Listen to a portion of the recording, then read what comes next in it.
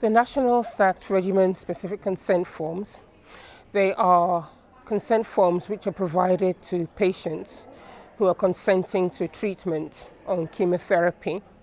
And the forms aim to deliver a host of information to the patient and for the clinician that need to be recorded, documented, and also given back to the patient as a reference point.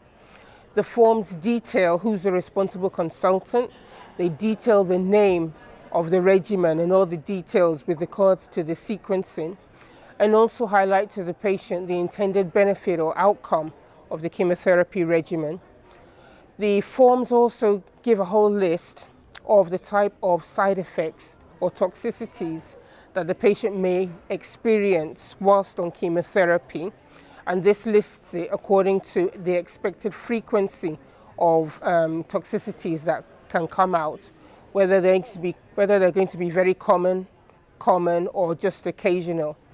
It also lists the acute, apart from the acute toxicities that a patient may experience, it also looks at what are the long-term toxicities that may come out from having chemotherapy, which may be months or years down the line.